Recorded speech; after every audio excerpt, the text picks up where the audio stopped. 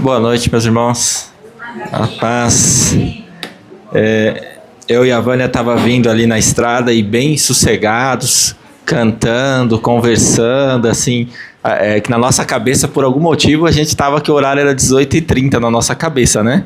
E a gente estava vindo ali no carro, bem tranquilo, assim, conversando, lembrando do passado, né? Até que a gente recebeu, até que o Cleiton falou, vocês estão chegando? Eu falei, estamos. Porque é 18 horas. Nós erramos. Nos perdoe, meus irmãos. Parece que casal com filho assim, recente, assim, parece que acontece alguma coisa assim com a gente, né? Que a gente fica meio desorientado. Enfim, mas é muito bom estar aqui com os irmãos. E a generosidade de sempre, né? Eu fico sempre muito enriquecido com toda a generosidade dos irmãos para conosco, sempre percebendo, né, as dificuldades, sempre sendo compreensivos, com toda, né, essa questão da distância, enfim, essa coisa toda. Louvo a Deus muito pela vida de cada irmão, amém? Amém. Amados, hoje eu gostaria de falar um pouco da igreja que Deus cuida. Esse seria o tema da palavra dessa noite. Nós vamos trabalhar assim uma primeira parte e talvez a segunda vai ficar aí para uma próxima oportunidade, amém? Porque é um tema, assim, uma questão assim, um pouco extensa, uma vez que nós vamos trabalhar dentro do livro de Apocalipse. Eu particularmente gosto muito do livro de Apocalipse, gosto muito dos livros proféticos. Acho que às vezes são mal compreendidos, né? Mas eles me dão a certeza de que Deus tem um plano para a sua igreja que não termina no acaso, que não para no meio e ali a gente fica, e agora? E chegamos, caminhamos, estamos fazendo, mas estamos chegando. Aonde é essa chegada? Aonde é, né, esse lugar de identificação com Cristo que a gente chega e fala, aqui está a realização da igreja, amém? Então eu vou tentar trabalhar aqui com os irmãos alguns pontos aqui no livro, do início do livro de Apocalipse. A gente vai ler o capítulo de número 1, Apocalipse, capítulo de número 1, último livro da Bíblia, né? Do versículo 9 ao 18. A ideia é centrar, né? Porque quando a gente fala assim, livro de Apocalipse, é tudo muito extenso, né? Então a ideia é a gente centrar nas 7 igrejas da Ásia, nas cartas a cada uma dessas igrejas, amém? A gente vai centrar nelas e pensar um pouco dentro desse tema, a igreja que Deus cuida. Apocalipse, capítulo de número 1. Vamos pensar assim, que é um estudo bíblico, amém? E aí qualquer dúvida, qualquer pergunta, o irmão pode fazer,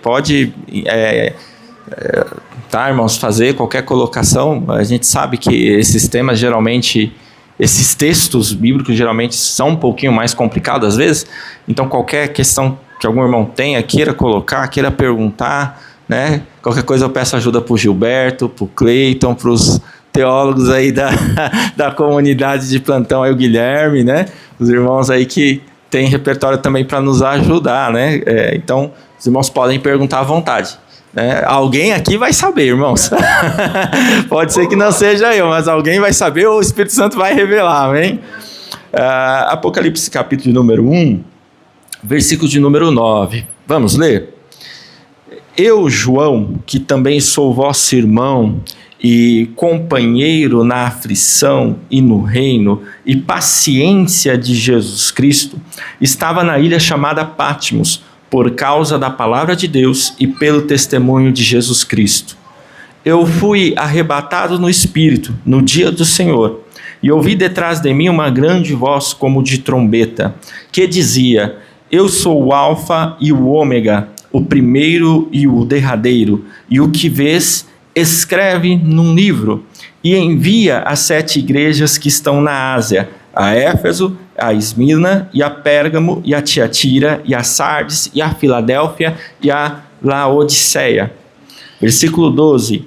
E virei-me para ver a voz que falava comigo, e virando-me, vi 7 castiçais de ouro, e no meio dos 7 castiçais, semelhante ao Filho do Homem, vestido até os pés de uma roupa comprida, e cingido pelos peitos com um cinto de ouro. E a sua cabeça e cabelos eram brancos como lã branca, como a neve, e os seus olhos como chama de fogo. Versículo 15. E os seus pés semelhantes a latão reluzente, como se tivessem sido refinados numa fornalha, e a sua voz como a voz de muitas águas. E ele tinha na sua destra 7 estrelas, e da sua boca saía uma espada aguda de 2 fios, e o seu rosto era como o sol, quando na força resplandece. E eu, quando vi, caí aos seus pés como morto, e ele pôs sobre mim a sua destra, dizendo-me: não temas, eu sou o primeiro e o último, e o que vivo, e fui morto, mas eis aqui, estou vivo para todo sempre, amém, e tenho as chaves da morte e do inferno. Versículo 19. Escreve as coisas que tem visto, e as que são, e as que depois dessas hão de acontecer, o mistério das 7 estrelas que viste na minha destra, e dos 7 castiçais de ouro. As 7 estrelas são os anjos das 7 igrejas, e os 7 castiçais que viste são as 7 igrejas. Amém?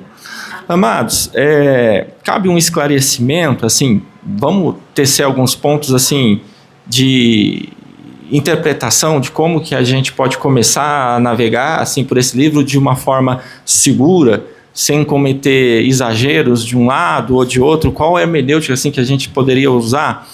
Porque vocês sabem que o livro de Apocalipse é um livro que ele tem muitas correntes, né, de interpretação, então tem muitas figuras de linguagem, então um fala que a cabeça é isso, o chifre é aquilo, e aí às vezes coisas que não são muito práticas, que a grosso modo, se a gente for falar assim para a vida mesmo, vamos aplicar isso para a vida, a gente fala, né, vamos fazer o que com isso, né? Às vezes nada.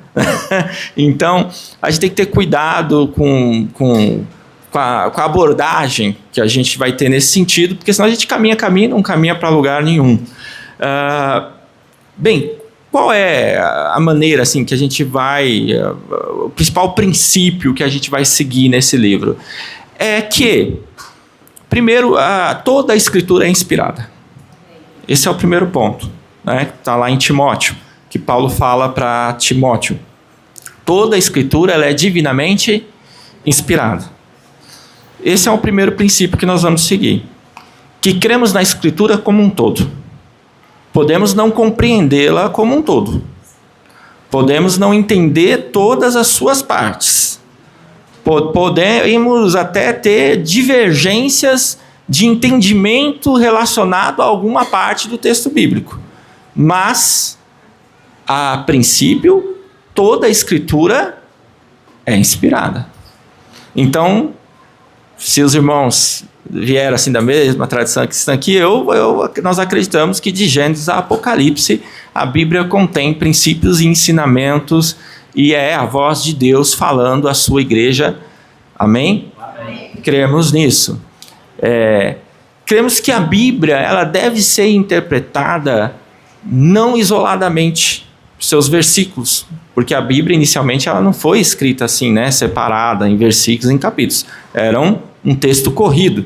Então, a gente acredita que a Bíblia deve ser lida sempre entendendo o seu contexto. O que vem antes e o que vem depois.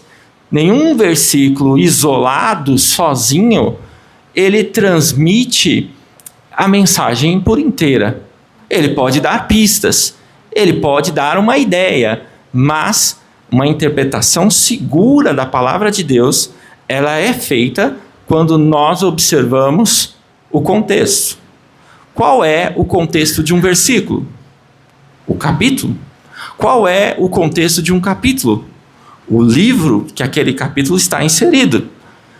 Qual é o contexto do livro? A Bíblia inteira. Ok? Até aí? Essa é por isso que nós já há muitos anos já abandonamos as caixinhas das promessas, irmãos.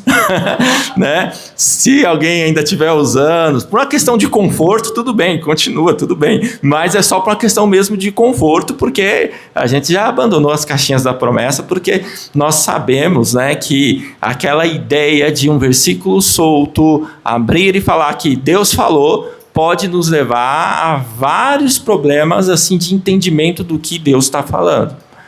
Isso deixa de ser só um estudo teórico, assim, uma coisa assim só de vamos adquirir conhecimento, e passa a ser prático. Porque temos que guiar nossas vidas pela palavra de Deus. Amém. Mas como fazemos isso? Eis a questão. Porque se nós formos saltear versículos assim e colocar ali, a gente vai ficar confuso. Me lembra até um irmão, né, que ele tinha muito essa prática, né, de abrir, inclusive até na hora de ministrar mesmo. Ele abria ali a Bíblia na hora, assim, né, Deus vai falar e tal, e abria, né. E um dia ele abriu e saiu lá. E Judas foi e suicidou-se. Aí ele olhou assim e falou, misericórdia, vou tirar de novo. Aí tirou, vai tu e faz o mesmo. Né? Então ele olhou e falou, meu Deus, que é isso, né? Tá tendo, o inimigo tá entrando aqui na linha, né? Mas, não, são esses riscos, assim, de pegar textos, assim, isoladamente. Texto fora de contexto vira pretexto. Boa, vou tentar repetir a frase do Gilberto. Texto é pretexto para heresia. Isso, é pretexto para heresia. Texto fora de contexto é pretexto para heresia, né? Assim, o Gilberto trabalha na área jurídica, ele já deve ter visto muitos erros hermenêuticos, né? De gente falando assim absurdos que não tem nada a ver, porque não observou ali, né, o que vinha antes, o que vinha depois. Então isso é muito... Agora imagina nós, irmãos, que estamos lidando com a palavra da vida. Estamos lidando com a palavra de vida eterna. O pão vivo que desceu do céu, a palavra que nos alimenta, que nos nutre, que nos coloca de pé, que cuida da igreja. Deus deu a sua palavra para direcionar, para amparar a sua igreja até o seu retorno. Então, isso é fundamental. Por isso que nós temos que ter o nosso devocional, que é um devocional amplo, de meditação na palavra, onde nós lemos não procurando algo ali, mas deixando que a palavra se mostre a nós, deixando que Deus fale a palavra, a voz dele a nós, assim, de forma muito natural, de forma muito tranquila.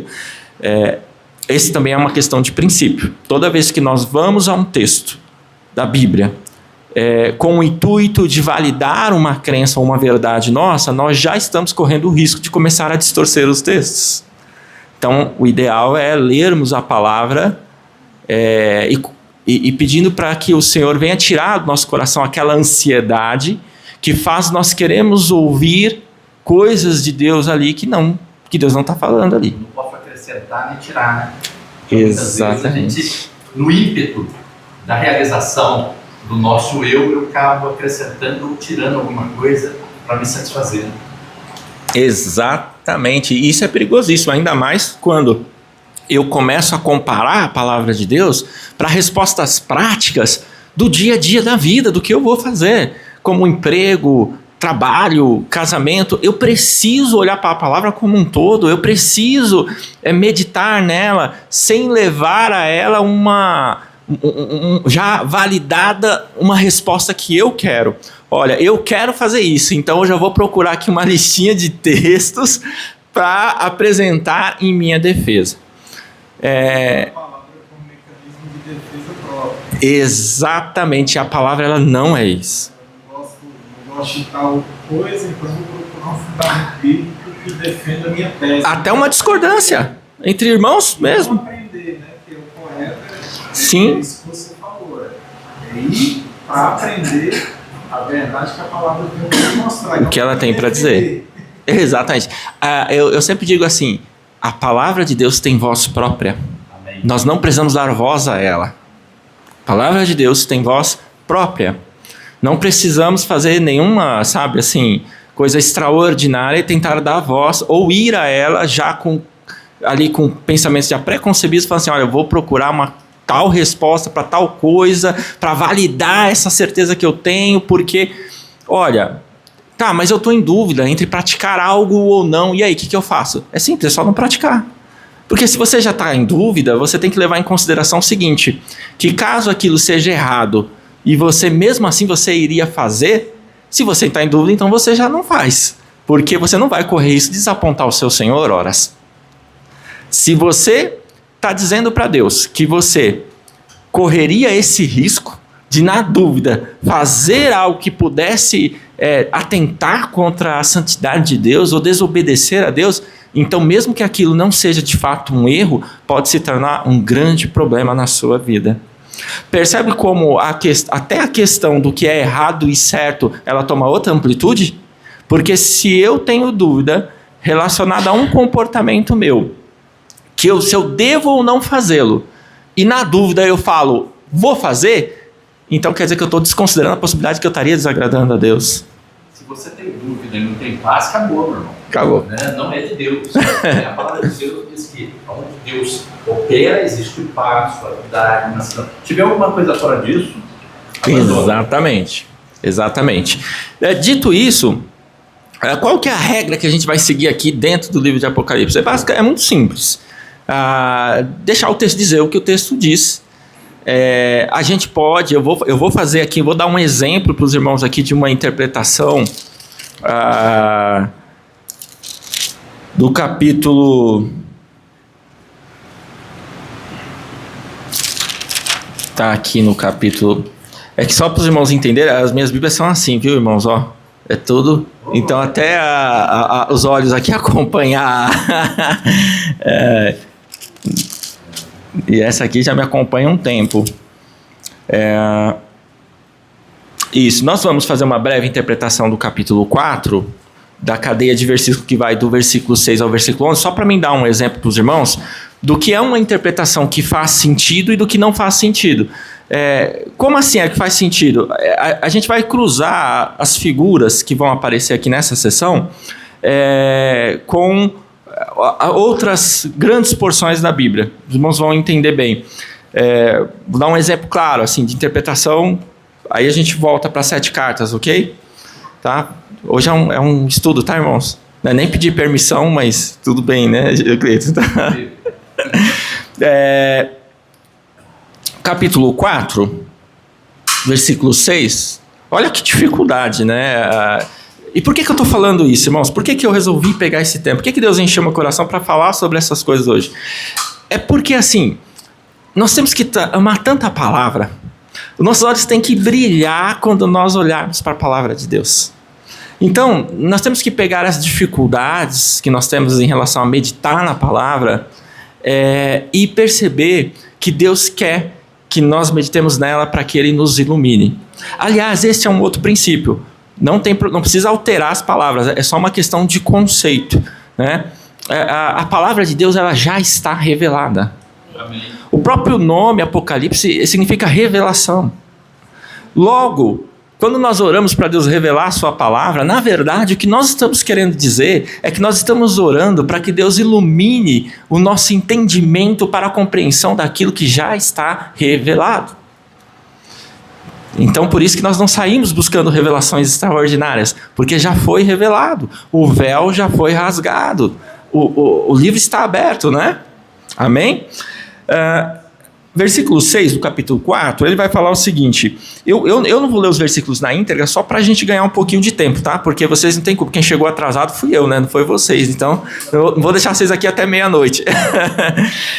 Havia diante do trono um mar de vidro semelhante ao cristal, e no meio do trono e ao redor do trono 4 animais cheios de olhos, por diante e por detrás. O primeiro animal era semelhante a um leão, o segundo animal semelhante a um bezerro, e tinha o terceiro animal, o rosto como de homem, e o quarto animal era semelhante a uma águia voando. E os 4 animais tinham cada um de per si 6 asas ao redor, e por dentro estavam cheios de olhos, e não descansavam nem de dia nem de noite, dizendo: Santo, Santo é o Senhor Deus, o Todo-Poderoso, o que era, o que é e o que há de vir. E quando os animais davam glória, honra e ações de graça ao que estava assentado sobre o trono, ao que vive para todo sempre, os 24 anciões prostravam-se diante do que estava assentado sobre o trono e adoravam o que vive para todo sempre e lançavam as suas coroas diante do trono, dizendo: digno és, Senhor, de receber glória, honra e poder, porque tu criaste todas as coisas e por tua vontade são e foram criadas. Olha, como que nós podemos entender e ver essa passagem aqui? Primeiro, né? Você percebe a quantidade de vezes, não só nessa porção que nós lemos, mas aqui bastante, mas em todo o Apocalipse, você percebe como acontece de maneira repetidamente a questão da glória de Deus. Percebe que é um livro que fala da glória de Deus, que fala da consumação de todas as coisas e como tudo isso converge para a glória dele. Então, esse é um princípio aqui explícito no texto. Os animais davam glória, os 24 anciões davam glória a ele, a glória é dele, a glória de Deus é revelado na soberania dele, de que todo joelho se dobrará diante dele um dia. Não importa, grandes, pequenos, servos, livres, todos hão de se curvar. A consumação de todas as coisas converge para ele, a glória do Senhor. Então, é um livro que revela mais do que curiosidades, mas que ele faz questão de ressaltar a soberania e a glória de Deus sobre todas as coisas neste mundo. Primeiro ensinamento que eu tenho aqui: por mais que o mundo pareça fora de rota, no final, Deus é soberano. Tudo vai convergir para a glória dele. No final, irmãos, as coisas vão acabar como ele quer que acabe. E isso é algo assim tremendo. Deus cuida, a certeza que a igreja pode caminhar nessa terra. E olha, já houve perseguições. O Império Romano já tentou destruir a igreja já quase foi tentada destruída pelo paganismo, pela corrupção, a época medieval, a era moderna, cheia de heresias e de pós-modernidade. Nada parou a igreja, porque quem cuida da igreja é o Senhor. Então, o Apocalipse, ele é como se ele dissesse assim: amados, vocês estão lutando? Vocês estão sofrendo? Vocês estão batalhando? Não se preocupem. O rei continua no trono.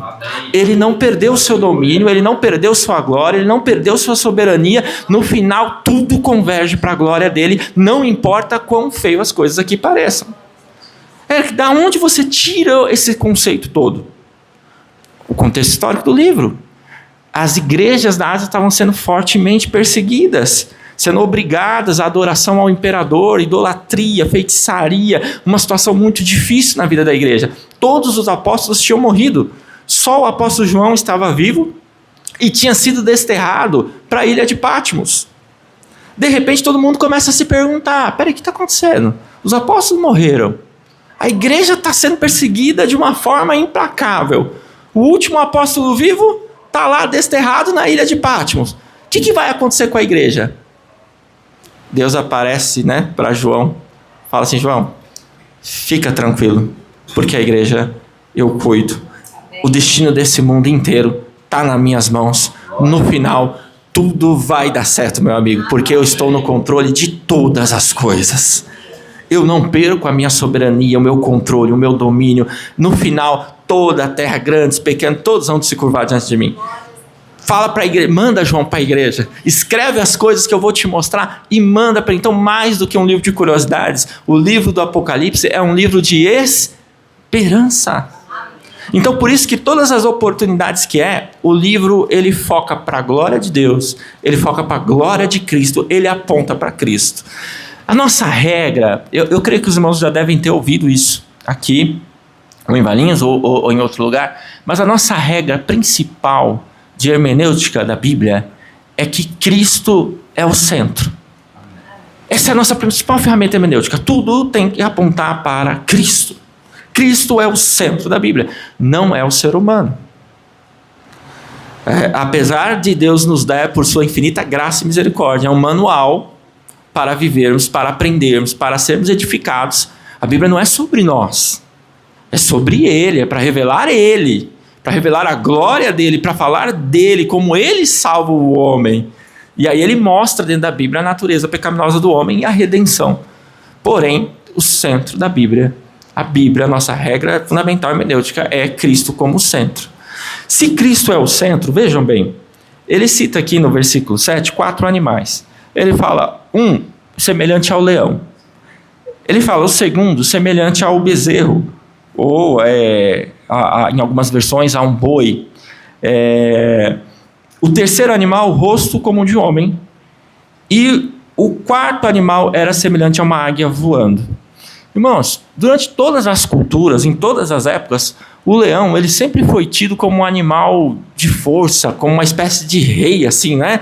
Haja vista que isso é tão forte que a Bíblia fala, né, que ele é o leão da tribo de Judá. Olha só, como nós não podemos desprezar as pistas culturais e históricas que até a própria Bíblia vai nos dando na interpretação.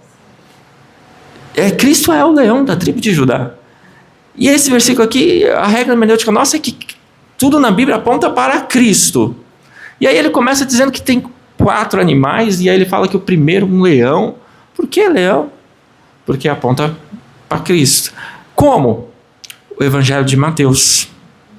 No Evangelho de Mateus, a revelação de Mateus é mostrar que Cristo é o Rei dos Reis.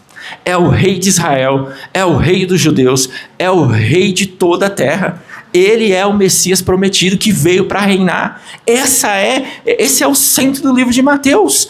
Cristo veio para ser, ele era na glória com o Pai e veio para cumprir as profecias, que ele é o Messias prometido que veio para se assentar no trono de Davi. Ele é o leão da tribo de Judá. O Evangelho de Mateus, esse animal aponta figuradamente, de novo, ele volta para Cristo. Ele aponta para Cristo.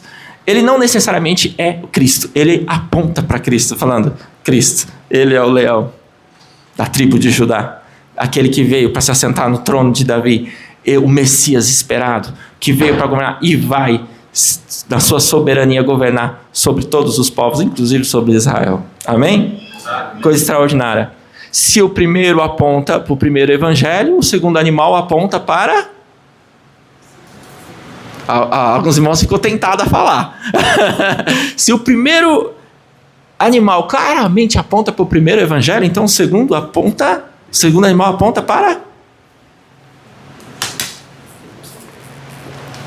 Vamos aprender uma outra regra, um outro princípio. Nunca mais nós vamos falar heresia se a gente aprender isso aqui. Porque às vezes a gente fala, eu já falei heresia, já cheguei a cometer erros e depois eu falo assim, meu Deus, e agora? Como é que eu falo que eu falei uma besteira daquela agora, né? Como é que eu volto lá? E é uma vergonha danada, né, irmãos? Mas a gente tem que falar, né, irmãos? Olha o que eu falei aquele dia lá, não sei por que cargas d'água, da onde que eu tirei aquilo, seu inimigo se infiltrou ali, mas não era aquilo. Mas uma regra que vai nos facilitar muito aqui é assim, eu não posso seguir uma linha de raciocínio, de interpretação num sentido e dar um giro de 180 graus e ir para um lado totalmente diferente daquilo. Ou seja, eu não posso sair daqui, se eu estou falando do Evangelho de Mateus, o primeiro, eu não posso sair daqui e ir lá para o Gênesis. Não, eu estou dando assim, mudando completamente de direção. Você já ouviu aquelas pregações, eu não estou aqui criticando, tá? Mas você já ouviu aquelas pregações que passa por Gênesis, passa por Êxodo, passa por Levítico, passa por Números, passa por Deuteronômio, vai para os profetas, acaba em Mateus, conclui em Timóteo. E no final das contas você fala assim, meu Deus, o que isso quer dizer? Né? Por quê? Não houve ali uma corrente de pensamento. Não houve uma lógica de pensamento para começar um assunto e concluí-lo. Né? Então, o segundo animal claramente vai tratar do segundo evangelho, que é o evangelho de Marcos. Se você reparar, o evangelho de Marcos é o evangelho que retrata Cristo como servo. E o animal aqui, que é o bezerro, que em algumas versões é traduzido também por boi, similar, é um animal de...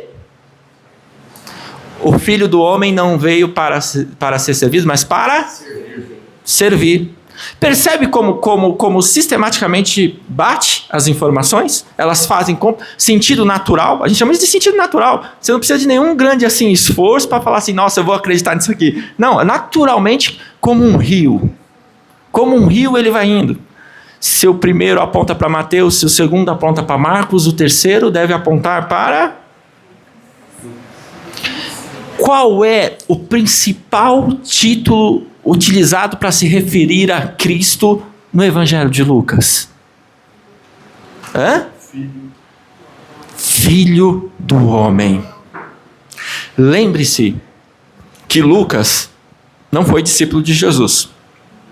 Lucas era médico e acompanhou o apóstolo Paulo. E escreveu o Evangelho, segundo ele, a partir daquilo que Paulo e os demais apóstolos e as outras pessoas testemunhas ali narraram para ele. Porém, Lucas era médico. E por ser médico, quando um médico, ele vai... Aqui os irmãos têm já bastante convívio com o médico, né? Então, quando um médico ele vai relatar uma história, o que você acha que vai ser os pontos que ele vai dar mais importância? Mais foco? Um médico escrevendo a história de alguém. O que você acha que ele vai ser os pontos que ele mais vai focar?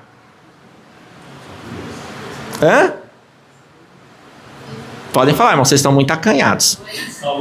Saúde. Corpo. Isso remete ao quê? Humanidade. Vida.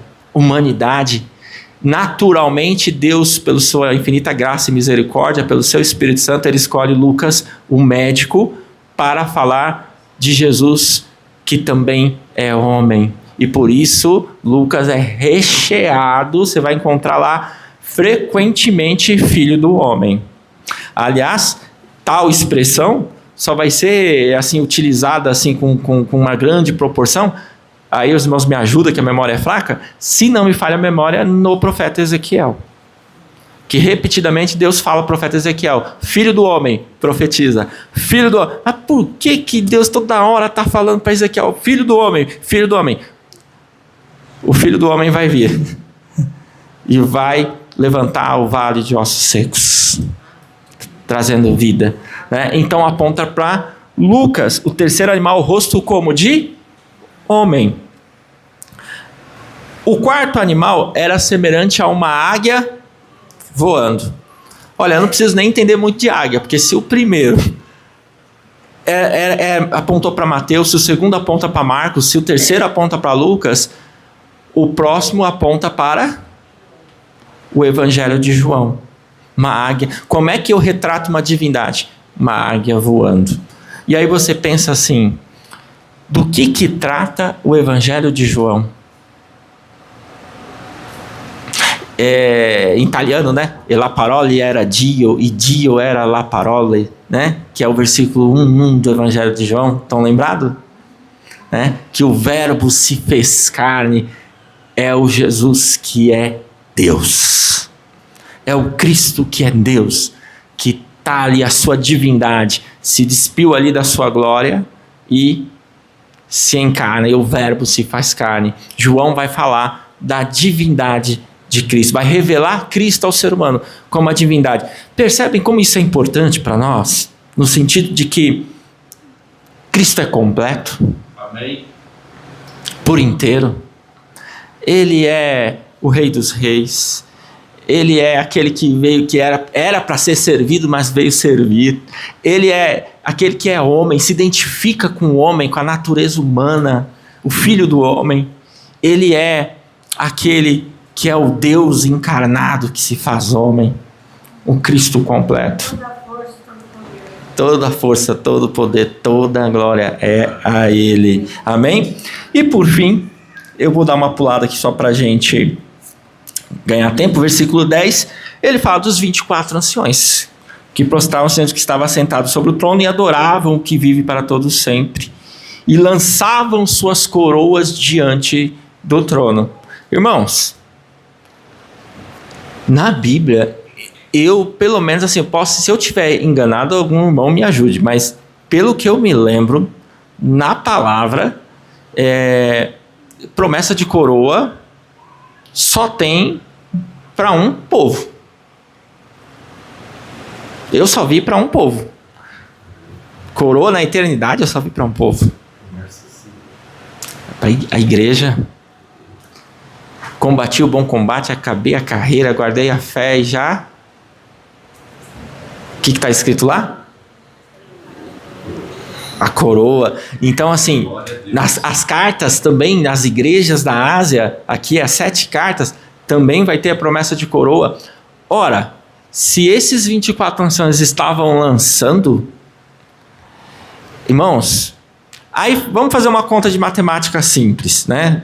Porque passou demais, não é minha praia, vou passar vergonha, né? Mas aí é com a Laurinha, né? Especialista.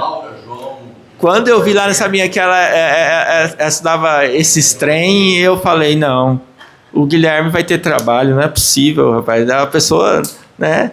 Como é que a pessoa estuda esse negócio, gente? Guilherme, o que aconteceu? E gosta, e ama. Alguém precisa fazer e vem fazer. Alguém precisa, né? Meu Deus do céu, deu até uma doce no coração. Eu falei, Jesus, eu não entendo nada. Se colocar esses negócios na minha frente, tá falando grego, né? Não, grego para mim é mais fácil. Aí, ó. Eu não vou nem dar corda, irmãos, senão nós vamos sair daqui confusos. Nós vamos sair daqui confusos hoje. Mas, amados, olha só. Quantas tribos Israel tinha? 12. No Novo Testamento, quantos apóstolos tinham? 12 no Antigo, 12 no Novo. Dá quanto? Do que então pode será que está dizendo esses 24 anciões, dando glória e lançando suas coroas em direção ao trono, ao Cristo? Irmãos, esses 24 anciões só podem apontar para a igreja de todas as eras reunida, dando glória ao Senhor. A igreja de todos os tempos, a igreja do Antigo, a igreja do Novo, a igreja de todas as eras. Aqueles que só Cristo vê. Aqueles que só Cristo salva, aqueles que não têm placa, a igreja de todos os lugares, de todas as eras, que foi comprada pelo sangue do Cordeiro, que ele falou, sobre esta pedra eu edificarei a minha igreja. Então, o Antigo, 12 do Antigo, né, as 12 tribos, 12 apóstolos do Novo Testamento, formam o número 24, a universalidade da igreja em todos os tempos. Fazendo o quê? Porque ele sempre vai ser maior, irmãos. Ele sempre vai ser soberano. Então, eu não sei, assim, não faço ideia de como que é esse lance da coroa. Mas eu sei de uma coisa. A glória tanto é dele que aqui os anciões pegam as coroas e devolvem, jogam de volta. Falam que, jogam diante do trono. Porque toda a glória é dele e ele é o Rei dos Reis. Que algo tremendo, coisa linda, né, irmãos? Enche nosso coração ou não enche? Amém. Então... assim, se alguém se aventurar, né, por esses livros mais, assim, diferentes da Bíblia, né, eu te convido a se aventurar por ele com um olhar de esperança, com um olhar que aponta para Cristo, como a glória de Deus se manifesta em todas essas situações que vão aparecendo, né, não fica ali amarrado ali na questão dos chifres e não para ver a glória sendo manifestada na consumação de todas as coisas daquele que é soberano. Amém? Então, dito isso, amados, temos as cartas das 7 igrejas. Antes, a gente tem uma ruptura no livro, porque no capítulo de número 3, a última igreja é a igreja de Laodiceia. No capítulo 3 de Apocalipse. No capítulo 4 nós temos esse interlúdio. No capítulo 5, ninguém é digno de abrir o livro, e aí o Cordeiro é digno e abre o livro, né? É aquela passagem que João chora, porque ninguém é digno, irmãos, de desatar os nós da história da humanidade. Ninguém é digno, irmão, de descortinar todo o futuro. Só ele tem na palma da mão dele o controle. Isso não é só um exercício assim de pensamento, de mero estudo bíblico, não, né? Se bem que nenhum estudo bíblico é mero, mas eu digo no sentido assim de que não é só um exercício de obter informação. Quando eu paro para tudo isso, se ele tem na palma da mão dele o controle e a soberania de tudo isso, irmãos, eu descanso, porque na minha vida eu sei que ele cuida tranquilamente. Fique tranquilo, se ele está cuidando de tudo isso coletivo, universalmente, esse mundo todo caótico, Deus tem um plano. Fique tranquilo, o Senhor cuida de você. Deus cuida da sua igreja. Nada escapa do olhar atento dele. Nada escapa dos desígnios dele. Permaneça fiel, permaneça confiante que o Senhor tem cuidado de você. Mas temos passado por sofrimentos, sim. A igreja estava passando por sofrimentos. E foi nesse momento que veio essa mensagem de esperança, falando, olha, o rei está vivo, gente. Eis que estou vivo. Eric, interessante, você está falando uma coisa, é verdade. Eu vi tantas pessoas polarizando, detalhe que não vira, que não serve nada. E muitas vezes, pessoas buscando na entrelinha entender aquilo que Deus não falou, que ele acha que Deus queria falar e tudo mais, e sai fora totalmente e se perde. Se perde. É impressionante como é que... Se perde e se perde feio, viu? Se perde feio. Olha só. Que revelação mais bonita que Deus tem aqui para nós. Agora, se nós ficarmos aqui, não, porque tem uma coisa aqui, viu, tipo Illuminati, viu, Cleito? Tem um negócio aqui, lá no fundo do escondido. Irmãos, a verdade de Deus já foi revelada. Vamos orar para Ele iluminar o nosso entendimento. E aí a gente fica de novo com o livro de Deuteronômio, né? As coisas... encobertas são para Deus, as reveladas são para nós, os nossos filhos. Descansa no Senhor. Aliás, nós temos que, em todas as coisas, confiar no Senhor. Amém. Mas não compreender e entender todas as coisas. E isso não é um apelo para a ignorância. E a prova disso, né? Porque tudo eu gosto de apontar nas escrituras para ninguém falar, está inventando. Não, a prova disso é Jó. Jó, ele passa a maior tribulação que um ser humano pode passar na vida. Satanás lá falando que ele não ia ser fiel e aquela coisa toda.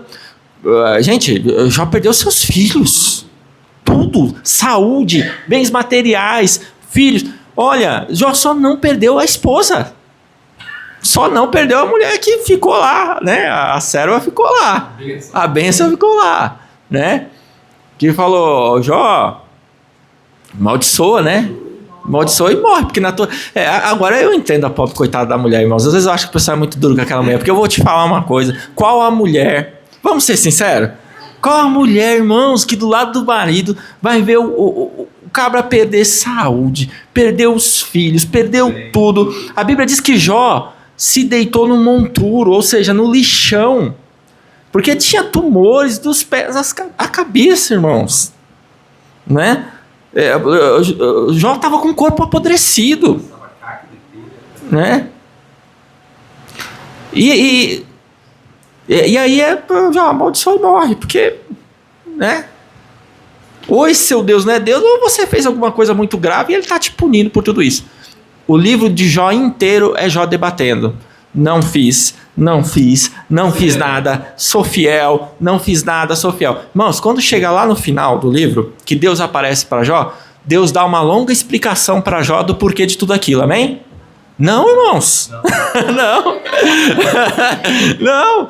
Deus fala assim, ô Jó, eu no mínimo, na minha humanidade, eu falarei assim, Deus agora vai dar uma explicação para mim, né? Depois desse perrenco todo aqui que eu passei, esse perreco todo, né? Como diz uma amiga minha, depois desse perreco todo aqui que passou, Deus vai me dar uma explicação, vai falar, olha, servo bom e fiel, você passou por isso, mas você estava sendo provado. Não. Deus olha para Jó e fala, Jó, responde uma perguntinha. Aonde que estava você quando eu coloquei os fundamentos da terra? Jó, aonde estava você quando eu coloquei as estrelas? Aliás, você consegue contar? Não, você não consegue nem contar, né, Jó? Quanto mais saber como é que eu coloquei elas lá. Ô, Jó, vou te perguntar uma coisa mais simples. As cabras lá das montanhas, quando elas vão dar à luz, Jó... Ô, Jó, você sabe como que esse processo acontece? Como é que a biologia explica isso? Ó? Não, né? Você não sabe, né? Aí, e Deus vai fazendo uma lista enorme de coisas que Jó nunca saberia, irmãos. E nós também. E aí eu olho e falo, Deus não se explica para nós, irmãos. Ele não precisa, senão ele não seria Deus. Ele, na sua infinita misericórdia, graça e generosidade, às vezes ele nos fala coisas sem precisar. Ele revela, ele usa um irmão, ele fala algumas coisas para acalmar ali o nosso coração, mas não porque ele tem obrigação de fazê-lo. E Jó perdeu tudo, Deus não deu nenhuma explicação. Mas você sabe o que é interessante também nessa história, assim, que enche meu coração? Uma hora eu falo pro Chico, vamos fazer um mês assim de seminários, assim, um mês assim, né? Todo dia, né? A gente pegando textos ali, estudando. É que o Jó é uma coisa assim tremenda, porque Deus não se explica, Deus corrige os amigos dele que estavam fazendo aquela tortura psicológica com ele, mas Jó falava assim, olha, antes eu não conhecia não, eu te conhecia de ouvir falar, mas agora meus olhos te veem. Irmãos, Deus está muito mais preocupado em forjar o nosso espírito e o nosso caráter do que nós venhamos a compreender todas as coisas dessa vida. Entre compreender e confiar, confie. Não entendo. Confie. Até porque a lógica de Deus é muito diferente da nossa. Para Jó tinha perdido os filhos, amém? Mas deixa eu te fazer uma pergunta. Você percebeu que no final do livro, Deus dá para Jó a mesma quantidade de filhos? Agora olha só a matemática, né, Laurinha? Olha só. Com a mesma mulher. Com a mesma mulher, não precisa... Não teria. Bem lembrado, que para os advogados aí né, que querem acabar com tudo quanto é casamento, né? Olha, né? Tá sendo provado, a culpa é a mulher, vou trocar de mulher, né? Cuidado com isso aí que você pode se dar mal, né?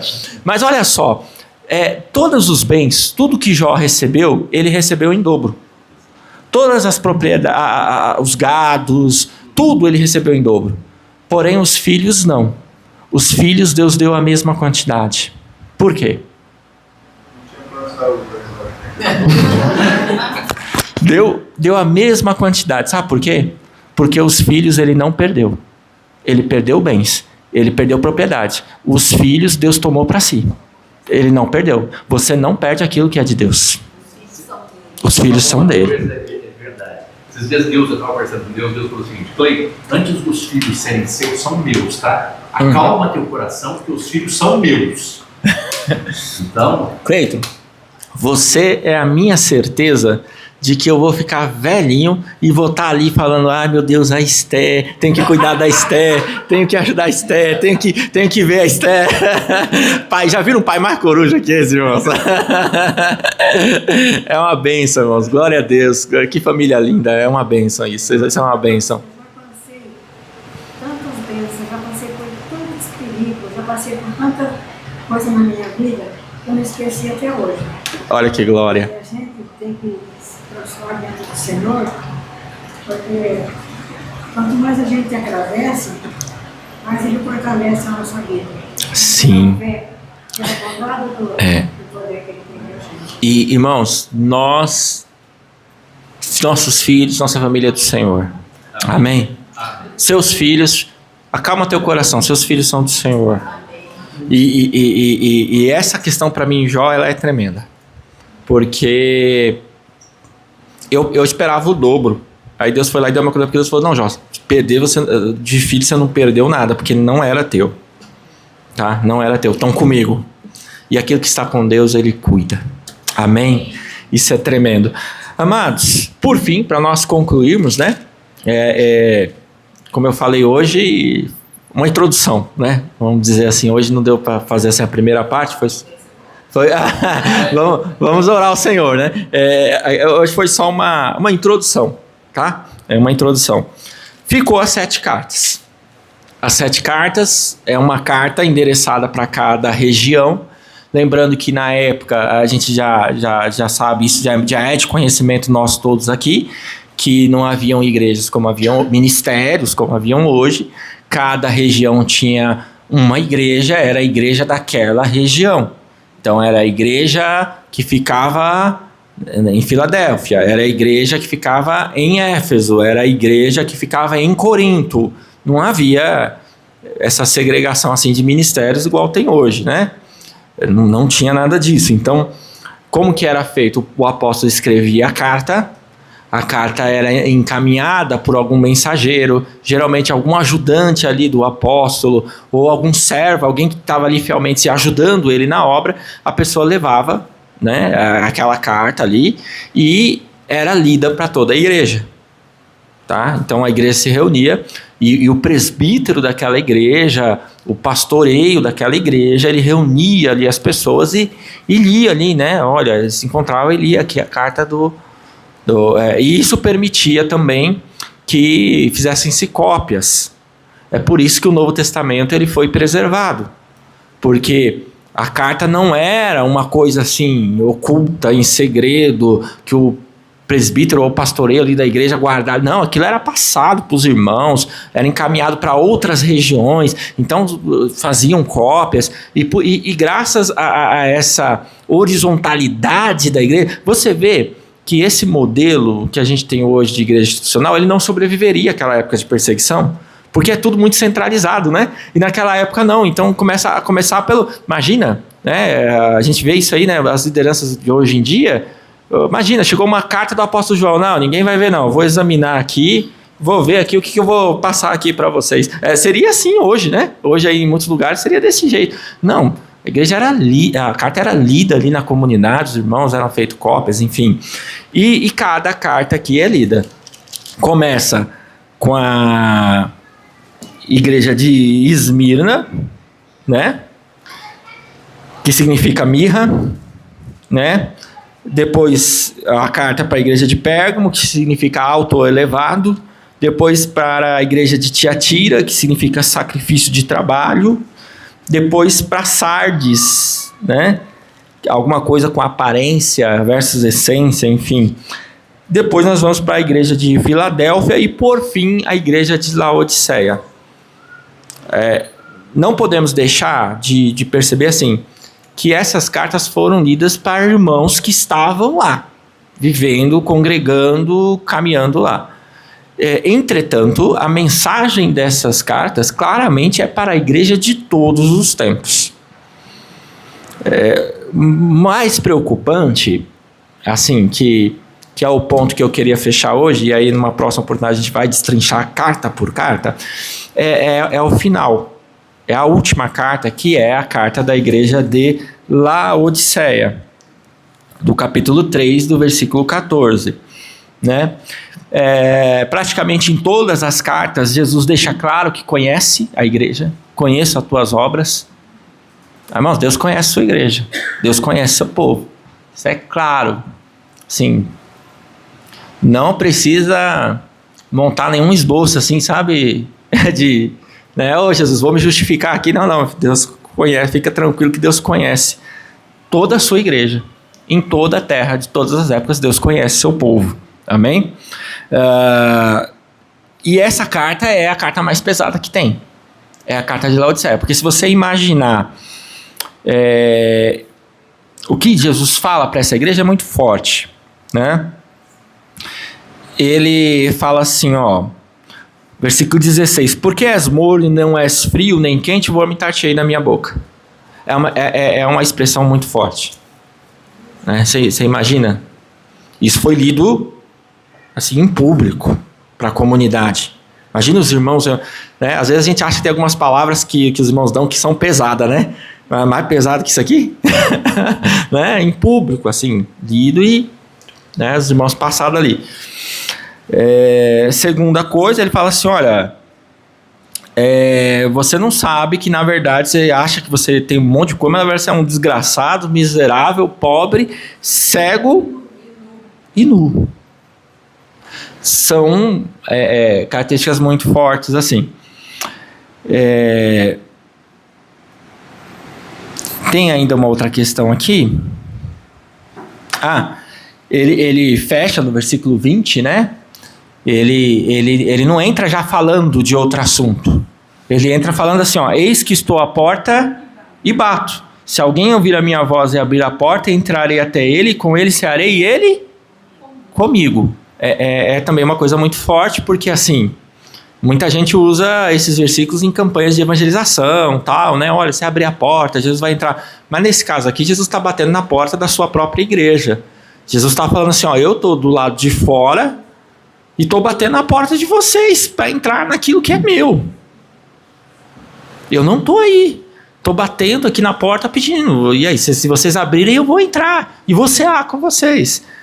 Ele justifica essa fala pesada no versículo 19. Dizendo, eu repreendo e castigo a todos quantos amo. Sê, pois, zeloso e arrepende. Isso me remete a Caim. Quando Deus repreende Caim e fala, Caim, o mal já bate aí na tua porta, cabe a ti dominá-lo. Né? E Caim fala, não, sai errante lá pela terra. Tem duas maneiras da gente pensar algumas coisas aqui. A primeira é assim, talvez o mensageiro tenha seguido uma rota, Laodiceia tenha sido a última carta e foi uma coincidência. Eu acho muito difícil isso. Para mim faz muito mais sentido a ideia de que esse era o último, talvez, estado da igreja. Vai passando, ou seja, a ideia não é assim que no final você vai ver a maioria como uma igreja assim.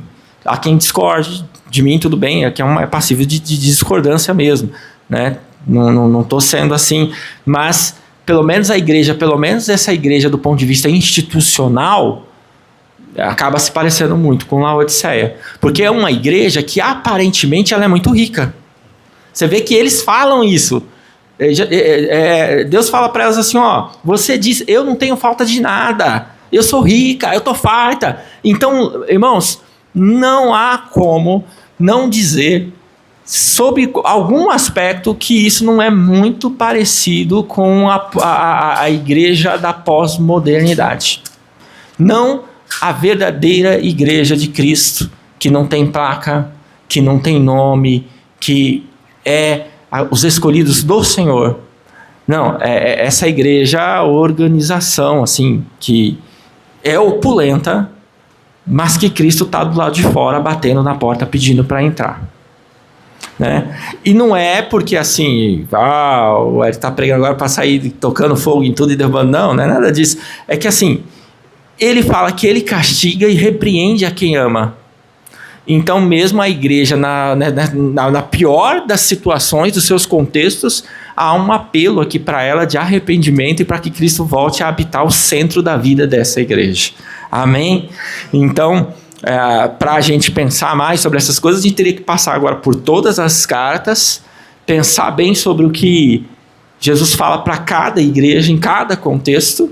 Ele vai falar sobre esfriamento do amor, e acredite, tem aqui pelo menos 2 igrejas que não recebem sequer uma única repreensão. Então a ideia de que Cristo está sempre repreendendo também não é verdadeira, porque assim, parece que tem 2 igrejas aqui que não recebem nenhuma repreensão. A única coisa que Deus fala para elas é, olha, conheço vocês, estou com vocês, aguenta firme. Continua na direção que você está indo. E são igrejas pequenas, são igrejas que parecem fracas, humildes, simples, que aos olhos da aparência do mundo, parecem que seriam as de menos valor, de menos capacidade, são as únicas que não são repreendidas, que Deus fala, estou com vocês, continua, segue firme. Tem algo preparado para vocês lá fora. Ou seja, Deus cuida da sua igreja. Mas aqui também ele dá para nós assim, vislumbrar, cuidado na hora que você estiver muito cuidado. Cuidado, Muito cuidado, porque você corre o risco de ficar morno ou frio. E uma dessas 2 coisas o Senhor tem vontade de vomitar. Sim. Então, exatamente essa mornidão, né, por estar bem, não precisa de nada. Né? Você fala, a gente sempre precisa. Uma soberba que invade, né, o coração, né? E aí você começa a achar que, como financeiramente você está bem, ou no status, você não precisa de nada. A gente sempre vai precisar de Deus, não tem alternativa, porque nós somos palha. Né? e a gente pode ser consumido a qualquer momento. Qualquer momento. Aliás, eu conheci um pastor, foi meu pastor por muito tempo. Hoje ele pastoreia uma igreja na Inglaterra. Inclusive, ele é do segmento assim, pentecostal, das Assembleias de Deus. E ele está lá, e uma vez conversando com ele, eu falei para ele, né, como que... Falei, então, mas o trabalho lá tá, né, como tá bem, né, as coisas, né, tá avançando. Ele pegou e falou assim, Eric, olha, acredite, eu passei pela África e eu achava mais fácil. Passei por alguns países do continente africano e para mim foi mais fácil, porque o pessoal era muito sedento. Tudo que a gente oferecia, eles queriam. Era uma coisa assim muito por conta da necessidade.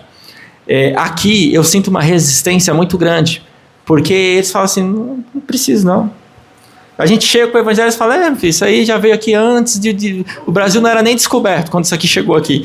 Entendeu? Então assim, eu sinto uma resistência, uma soberba, uma frieza muito grande. Ele falou assim, olha, hoje eu estou convencido que a Europa é um campo missionário mais difícil do que outros países mais pobres. Ele chegou a essa, né? Estou só reproduzindo, né? Então assim, mas eu acredito que em parte deva ser mesmo, porque irmãos, a pior coisa é nós não nos sentirmos necessitados.